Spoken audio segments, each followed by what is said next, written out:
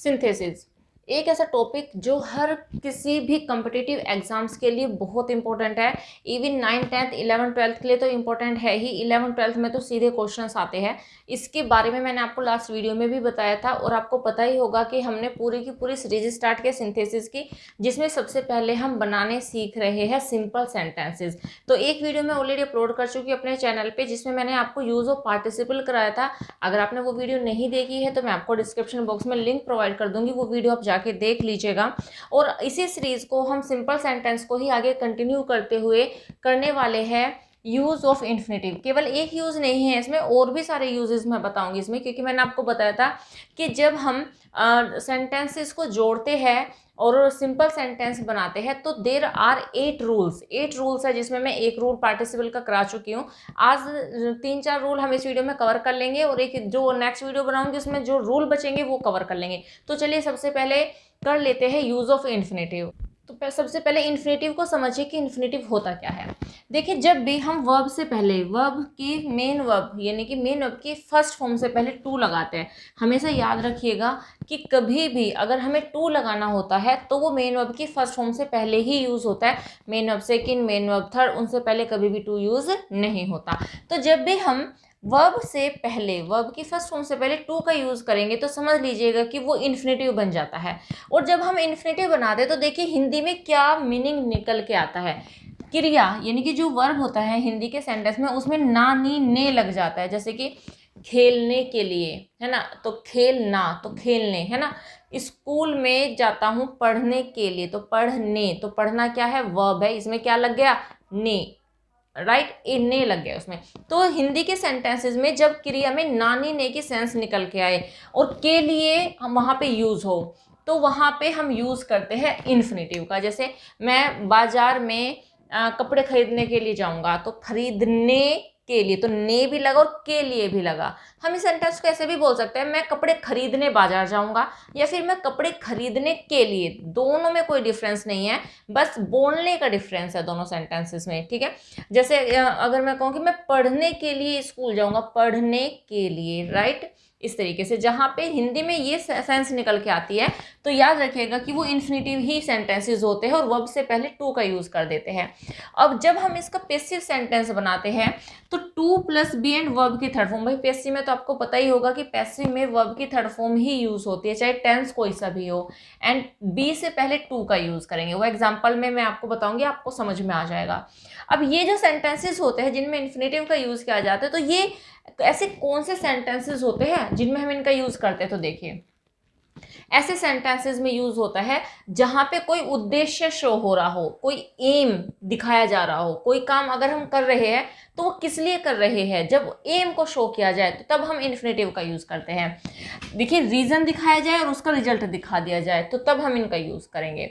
तो अब इसका एग्जाम्पल आप समझ लीजिए, इजीली आपको सारा समझ में आ जाएगा। Look at this, I shall go to market, मैं बाजार जाऊंगा। मैंने आपको पहले भी बोला था, आप पहले हिंदी में ट्रांसलेट कर लीजिए सेंटेंस को, ताकि आप दोनों सेंटेंस को इजीली कंबाइन कर पाए। तो देखिए, I shall go to market, मैं मार्केट जाऊंगा। I want to buy books, मैं किताब खरीदना चाहता हूँ। तो देखिए रीजन बताया गया है, उद्देश्य बताया गया कि मैं मार्केट क्यों जाऊंगा, किताब खरीदने के लिए जाऊंगा। तो सिंपल सा है। देखिए, सिंपल सेंटेंस में मैंने आपको पहले भी बताया था, अगेन बता रहे हूँ, एक सब्जेक्ट यूज होता है और एक ही फाइनाइट वर्ब यूज होती है, सब्जेक्ट को रिपीट नहीं करते, याद रखिएगा। तो देखिए, आई शैल गो टू मार्केट, मैं बाजार जाऊंगा, क्या करने के लिए, बुक खरीदने के लिए। तो बस यहाँ से इस सब्जेक्ट को हटा दो, इस वर्ब को भी रिमूव कर दीजिए। तो आगे का जो सेंटेंस है, टू बाई बुक्स, बुक्स खरीदने के लिए। तो देखिए, जो टू बाई है उसका टेंस से कोई लेना देना नहीं है। क्या है, ये इन्फिनेटिव है, इन्फिनेटिव। टेंस कोई सा भी आ जाएगा यहाँ पे, ये हमेशा टू प्लस वर्ब के फर्स्ट फॉर्म ही यूज होगी। तो ये हो जाएगी हमारी फाइनाइट वर्ब और ये हो जाएगी हमारी इनफाइनाइट वर्ब। समझ में आ गया, ठीक है। तो क्या हो जाएगा sentence, I shall go to market to buy books, मैं बाजार जाऊंगा, मैं बुक खरीदने के लिए बाजार जाऊंगा। तो देखिए, बुक खरीदने के लिए, तो ना, नी, ने एंड के लिए इसमें यूज हुआ है। नेक्स्ट देखिए, ही वॉन्ट्स टू पास, वह पास होना चाहता है। ही वर्क्स हार्ड, वह क्या करता है, हार्ड वर्क करता है। तो वह हार्ड वर्क क्यों करता है, क्योंकि वह पास होना चाहता है। तो सिंपल आ जाएगा ही वर्क्स हार्ड, वह कठिन परिश्रम करता है, क्यों, टू पास होने के लिए। मैंने आपको बताया कि इसको भी रिपीट नहीं करेंगे एंड हम इसको भी रिपीट नहीं करेंगे, हम प्रोनाउन को रिपीट नहीं करेंगे, बस एक बार यूज करेंगे। तो क्या हो जाएगा, ही वर्क्स, ये जो वर्ब है ये टेंस के अकॉर्डिंग आ गई है, या फिर कह सकते हैं कि सब्जेक्ट के अकॉर्डिंग आ गई है। ही वर्क्स, वह वर्क्स हार्ड करता है, हार्ड वर्क्स करता है टू पास होने के लिए। सिंपल है बहुत ज़्यादा। नेक्स्ट देखिए, I wanted to educate my daughter, मैं अपनी ड्यूटर को एजुकेट करना चाहती थी। I sent her to London, मैंने उसे लंदन में भेज दिया। तो भाई लंदन भेजने का क्या कारण है, क्यों भेजा मैंने अपनी बेटी को लंदन, क्योंकि मैं उसे एजुकेट करना चाहती थी। तो देखिए कैसे बनेगा, I sent my daughter to London, मैंने अपनी बेटी को लंदन भेजा, why, to be educated, educate होने के लिए, तो ये पैसिव बन गया, टू भी लगाया एंड वर्ब की third form. I sent my daughter to London to be educated. Hope समझ में आया होगा। बस देखिए, जब भी आपके माइंड में इन्फिनेटिव आए तो समझ लीजिए वर्ब से पहले टू का यूज़, वो भी मेन वर्ब की फर्स्ट फॉर्म से पहले टू का यूज़, ये समझ लीजिएगा। और उद्देश्य आएगा, और देखिए सिंपल सी बात है, आपको सेंटेंस में टू ऑलरेडी लगा हुआ मिलेगा एक सेंटेंस में। ये देखिए, wants to buy, to buy समझ लीजिएगा कि इन्फिनेटिव है। बस यहाँ से आप इससे पहले के आप सब्जेक्ट को एंड वर्ब को हटा दीजिए, पहला सेंटेंस एज इट इज लिख दीजिए और दूसरा सेंटेंस टू से जो जुड़ा हुआ है बस वो उठा के यहाँ पे रख दीजिए। सेंटेंस ऑटोमेटिकली कंबाइन हो जाएंगे और ये बन जाएगा सिंपल सेंटेंस। आई थिंक ये इन्फिनेटिव का यूज आपको समझ में आ गया होगा। चलो दूसरा रूल करते हैं। नेक्स्ट यूज हम देखते हैं, use of adjective before noun, यानी कि नाउन से पहले एडजेक्टिव का यूज करके हम कैसे दो सेंटेंसेस को या फिर दो या दो से ज्यादा सेंटेंसेस को जोड़कर कैसे सिंपल बनाते हैं। चलो वही देखते हैं। तो सबसे पहले आप ये देखिए कि हम ये वाला रूल, यानी कि हमें जो रूल यूज करना है नाउन से पहले एडजेक्टिव का, वो किन सेंटेंसेस में यूज करना होता है। एक सेंटेंस में नाउन हो, देखिए ये तो आपको पता ही है कि दो सेंटेंसेस दिए जाएंगे या फिर दो से ज्यादा भी सेंटेंसेस हो सकते हैं। तो अगर एक सेंटेंस में नाउन हो एंड दूसरे सेंटेंस में उस नाउन के लिए एडजेक्टिव दिया हो, तो कहां पे यूज करेंगे। एक सेंटेंस में नाउन बताया दिया गया है और दूसरे सेंटेंस में उस नाउन के लिए कोई एडजेक्टिव यूज किया गया हो, यानी एडजेक्टिव आपको पता ही है, या तो वो नाउन की विशेषता बताते हैं या फिर वो वाइसेस बताते हैं। तो अगर उसकी विशेषता सेकंड वाले सेंटेंस में दी गई हो और नाउन दिया गया हो फर्स्ट वाले सेंटेंस में, तो तब हम ये वाला रूल अप्लाई करते हैं। और कैसे यूज करेंगे, उस एडजेक्टिव को जो सेकंड सेंटेंस में एडजेक्टिव यूज हुआ है उसे नाउन से पहले लिख देते हैं। राइट, तो देखिए एग्जाम्पल के थ्रू आपको समझ में आ जाएगा, ध्यान से सुनिए। आई सो अ बैगर, मैंने एक बैगर देखा। ही वॉज ब्लाइंड, वो अंधा था। अब आप मुझे ये बताइए कि ये जो ब्लाइंड यूज हुआ है ये किसके लिए यूज है, कौन था अंधा, बैगर। तो देखिए यहाँ पे नाउन यूज हुआ है बैगर, लेकिन उसके लिए एडजेक्टिव, उसकी जो क्वालिटी बताई गई है वो यहाँ पे बताई गई है ब्लाइंड। तो बस क्या करना है, हमें इस एडजेक्टिव को इस नाउन से पहले रख देना है, सेंटेंस सिंपल बन जाएगा। तो क्या हो जाएगा, आई सो अ ब्लाइंड बैगर, मैंने एक अंधा बैगर देखा। तो देखा दो सेंटेंस थे यहाँ पे हमारे सामने और हमने उनको कंबाइन करके एक बना दिया। नेक्स्ट यूज देखिए, next example, he killed a dog, उसने एक डॉग को मारा। द डॉग वॉज मैड, जो डॉग था वो कैसा था, मैड था। अब ये बताइए कि जो मैड है ये किसके लिए यूज हुआ है, डॉग के लिए यूज हुआ है। भाई ये तो बताया गया कि जो डॉग था वो मैड था, तो यहाँ पे इस वाले नाउन की विशेषता इस वाले सेंटेंस में आई है। तो जब हम इसको कंबाइन करेंगे, सिंपल बनाएंगे, तो ये जो मैड है ये डॉग से पहले यूज हो जाएगा। He killed a mad dog, उसने एक मैड डॉग को किल किया। राइट, अब देखिए next, she bought a pen, उसने एक पेन खरीदा। इट वॉज कॉस्टली, ये कैसा था, महंगा था। तो ये जो कॉस्टली है किसके लिए यूज है, कौन था महंगा, पेन। ये मैं नहीं बनाऊंगी, ये आप कमेंट सेक्शन में मुझे लिखकर बताएंगे कि आप इसको कैसे कंबाइन करोगे इनटू अ सिंपल सेंटेंस, ये आप मुझे बताएंगे। ठीक है, तो आपने आई थिंक ये रूल आपको समझ में आ गया और देख लिया कि कैसे हम एडजेक्टिव को यूज करेंगे before a noun. Next use है कंजक्शन एंड का यूज करके। देखिए आप जानते ही होंगे कि एंड एक कंजक्शन होता है और उसका यूज करके भी हम सिंपल सेंटेंस बना सकते हैं। कैसे और कब, सबसे पहले तो आप ये जानिए कि कब हम एंड का यूज करते हैं। देखिए जब दो सेंटेंसेस की क्रियाएं एक ही हो, सेंटेंस दिए गए, क्योंकि दो सेंटेंसेस तो आएंगे ही आएंगे, और दोनों में सेम वर्ब दी गई हो, क्रिया दोनों की सेम हो, दोनों सेंटेंस की, ठीक है, तो तब हम यूज करते हैं एंड का। देखिए कैसे, सब्जेक्ट या ऑब्जेक्ट में जो दो अलग अलग हो उन्हें एंड से जोड़ देते हैं। तो देखिए, या तो सब्जेक्ट अलग अलग होंगे, ठीक है, और या फिर ऑब्जेक्ट अलग अलग होंगे। दोनों सेंटेंस में वर्ब सेम होगी, लेकिन या तो दोनों सेंटेंसेस के सब्जेक्ट चेंज होंगे या फिर दोनों सेंटेंसेस के ऑब्जेक्ट अलग अलग होंगे। तो जब इन दोनों में से कोई भी अलग अलग हो तो जो अलग अलग होंगे उन्हें ही एंड से ऐड करेंगे। कैसे, देखिए, शी टुक टी, उसने चाय ली।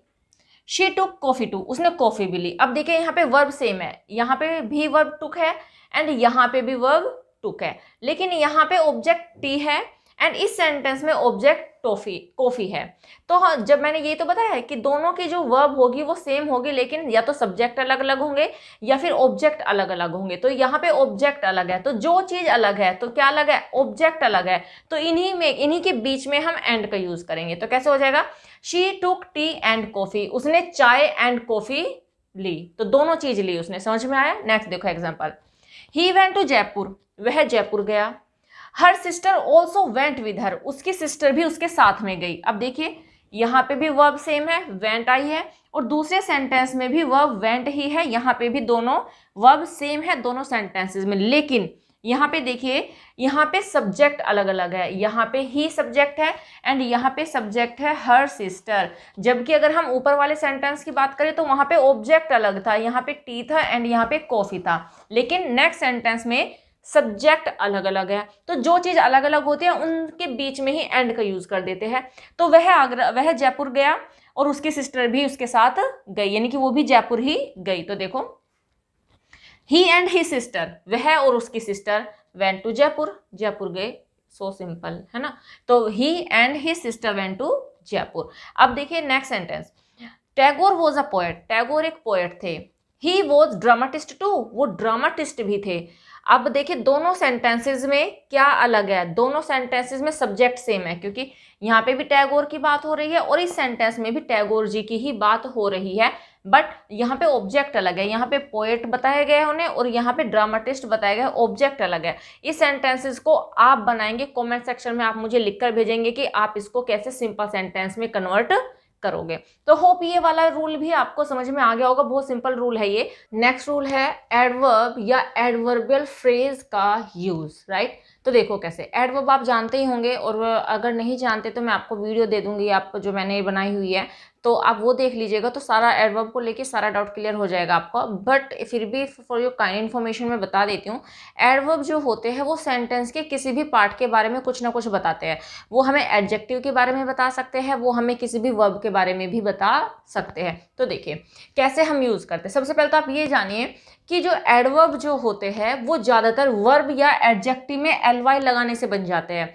सपोज मैंने कहा ब्यूटीफुल, तो ब्यूटीफुल एडजेक्टिव है, इसमें अगर हम एलवाई ऐड करेंगे तो ये एडवर्ब बन जाएगा ब्यूटीफुली, राइट। मैंने कहा sincere, sincere is an adjective, लेकिन जब हम इसे एडवर्ब में कन्वर्ट करेंगे तो इसमें हम एलवाई जोड़ेंगे तो ये हो जाएगा सिंसियरली, ऑनेस्टली, स्लोली, हरीडली। तो एलवाई लगा के हम, और ज़्यादा नहीं, सारे ऐसा नहीं होता कि सारे के सारे एडवर्ब में एलवाई ही लगता है, नो। कुछ एडजेक्टिव्स होते हैं जिनमें हम एलवाई लगा के उनको एडवर्ब में चेंज कर देते हैं।